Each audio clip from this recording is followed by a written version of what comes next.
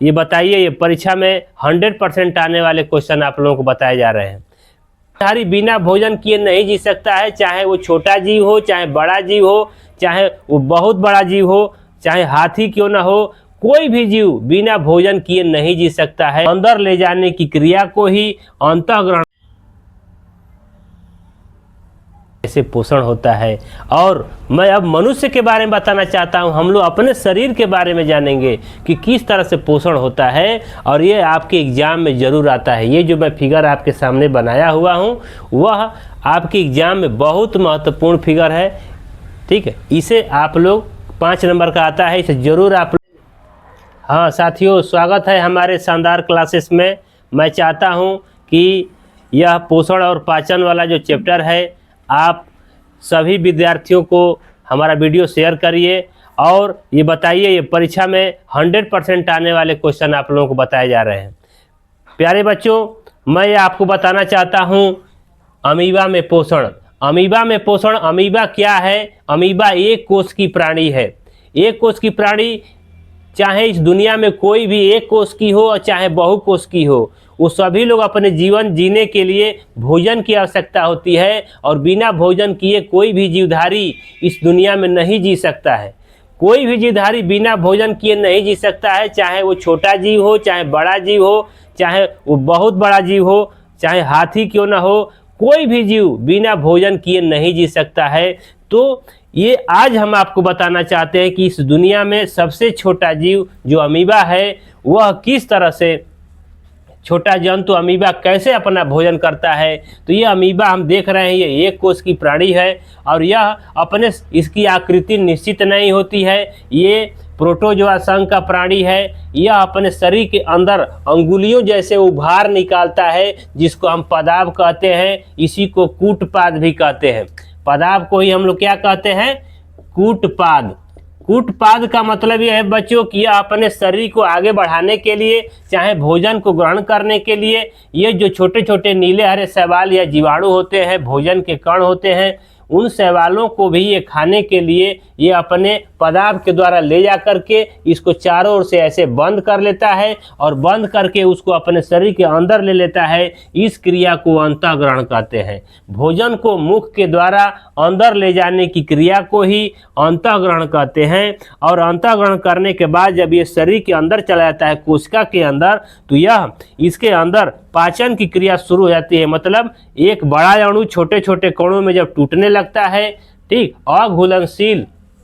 अघुलनशील ठोस पदार्थ को घुलनशील में बदलने की क्रिया को ही पाचन कहते हैं। और पाचन का प्रोसेस इसके अंदर शुरू हो जाता है, और फिर ये छोटे छोटे टुकड़ों में टूटना शुरू हो जाता है, और उसके अंदर के जो कण होते हैं वह इसके कोशिका द्रव्य में, ठीक है, घुल करके चारों ओर जो है ये अवशोषण की क्रिया करने लगता है। जब ये टूट जाता है तो ये कोशिका के कोशिका द्रव्य में अवशोषित होने लगता है।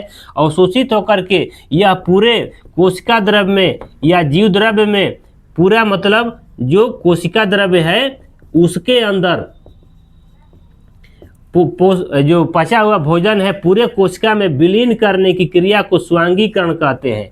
जो भी खाया वो पचाया, और पचाने के बाद अवशोषित किया। अवशोषित करने के बाद अपने शरीर के अंदर जो तरल पदार्थ है, जिसको हम कोशिका द्रव्य कह रहे हैं, उस कोशिका द्रव्य में विलीन होने की क्रिया को ही स्वांगीकरण कहते हैं। और स्वांगीकरण होने के बाद जो इसमें बचा रह जाता है भोज्य पदार्थ, जो अपशिष्ट पदार्थ होता है, उसको अब बाहर निकाल देता है। अर्थात इसी को मल त्याग कहते हैं। ये मनुष्यों में मल त्याग कहलाता है। ठीक है, बहिक्षेपण मतलब कोई भी जीवधारी, चाहे वो छोटा हो और चाहे बड़ा हो, सबको जिंदा रहने के लिए भोजन की आवश्यकता होती है। और भोजन ग्रहण करने के बाद सारा प्रोसेस एक समान होता है। इसका मतलब ये है कि हम सब लोग बिना भोजन किए जिंदा नहीं रह सकते। अमीबा एक कोष की जीवधारी, जिसमें भोजन की प्रक्रिया के बारे में आपको बताया जा रहा है कि कैसे वो भोजन ग्रहण करता है, फिर भोजन के पास जाता है, फिर उसको ग्रहण करता है, उसको ग्रहण करने के बाद उसको पाचन करता है। पाचन मतलब तोड़ना। तोड़ने के बाद उसके अंदर के अवशोषण करने लगता है, उसको सोखने लगता है अपने शरीर के चारों ओर, और फिर सभी जगह विलीन कर देता है। अपने जो भी अब पोषक तत्व होता है उसको विलीन करता है, और उस विलीन करने की क्रिया को ही स्वांगीकरण कहते हैं। और जो चीज़ नहीं पच पाता है, जो नहीं हमारा शरीर उपयोग कर पाता है, उसको ये अमीबा अपने शरीर के द्वारा बाहर निकाल देता है। अर्थात ये भी भोजन ग्रहण करता है और मल त्याग करता है। जैसे मनुष्य भोजन ग्रहण करता है और मल त्याग करता है, उसी तरह से छोटा जीव भी ऐसा ही कार्य करता है। बस रुको।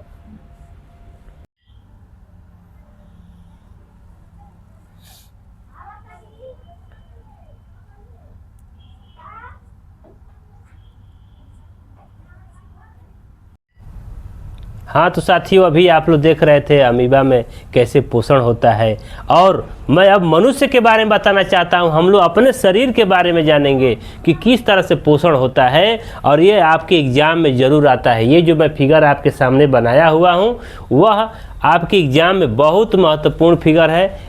ठीक है, इसे आप लोग 5 नंबर का आता है, इसे ज़रूर आप लोग इसको प्रैक्टिस कर लीजिए, बार बार बनाइए इसको। ठीक है, और बहुत महत्वपूर्ण है। और प्यारे बच्चों, मुख देखिए, मनुष्य में पोषण तथा पाचन कैसे होता है, तो पाचन का शुरुआत मुख से ही शुरू होता है। अगर पूछा जाए कि पाचन का शुरुआत कहाँ से होता है, तो मुख से। जैसे भोजन आपने मुख में डाला तभी से भोजन का पाचन शुरू हो गया।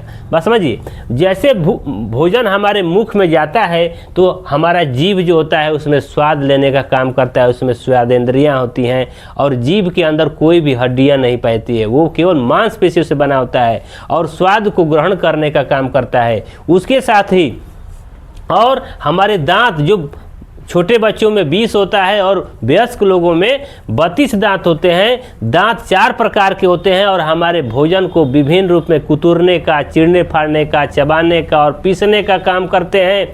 और हमारा भोजन का पाचन का शुरुआत मुख से जैसे हम लोग करते हैं, इसमें हमारे मुख में 3 जोड़ी लार ग्रंथियाँ पाई जाती है। 3 जोड़ी जो हमारे इधर कान के पास पाई जाती है, यहाँ पर, इसको हम लोग प्रधान लार ग्रंथि, पैरोटिड ग्रंथि कहते हैं। उसके थोड़ा सा नीचे कोने पर जो होता है अधोहनु, ठीक, और एक जीभ के नीचे की तरफ ग्रंथि पाई जाती है, इसे अधोजिह्वा कहते हैं। तो ये 3 जोड़ी होती है, इधर भी 3 होता है, इधर भी 3 होता है, तो 3 जोड़ी 6 होता है। बस समझिए, तो ये 3 जोड़ी लार ग्रंथियाँ हमारे मुख में, और दांत और लार ग्रंथियाँ और जीभ सब मिल करके भोजन को बारीक, बिल्कुल मुलायम, चिकना बना देता है। और लार के अंदर सबसे ज़्यादा मात्रा में जल होता है, उसके अंदर टाइलिन और भी पाचक एंजाइम होते हैं, जो भोजन को पचा करके हमारा भोजन ग्रसनी से, ठीक है, नीचे आने का काम करता है। ग्रसनी में आता है, ग्रसनी से ग्रास नली में आकर के आमाशय में आता है।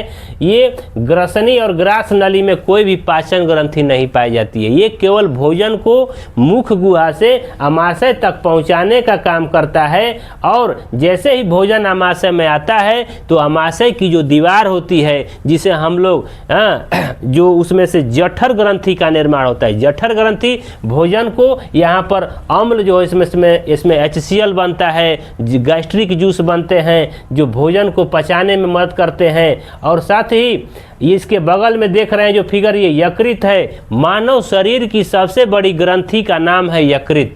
ये परीक्षा में आता है, इंपॉर्टेंट, इसको ध्यान दे दीजिएगा। ठीक है, तो ये सबसे बड़ी ग्रंथि के अंदर जो है, जो लीवर होता है, यह हमारे शरीर का सबसे बड़ी ग्रंथि है। और इसके अंदर होता है पित्ताशय।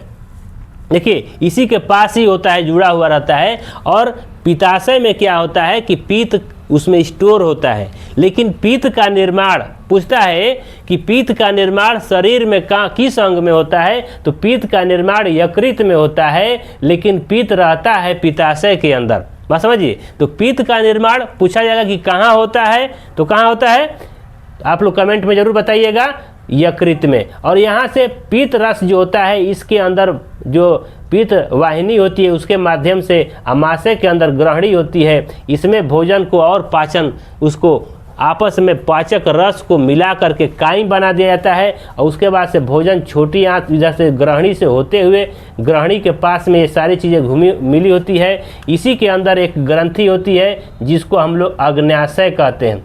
बात समझिए, ये अग्न्याशय ग्रंथि जो होती है, इसी के अंदर इंसुलिन और ग्लूकागॉन जैसे हार्मोन स्रावित होते हैं।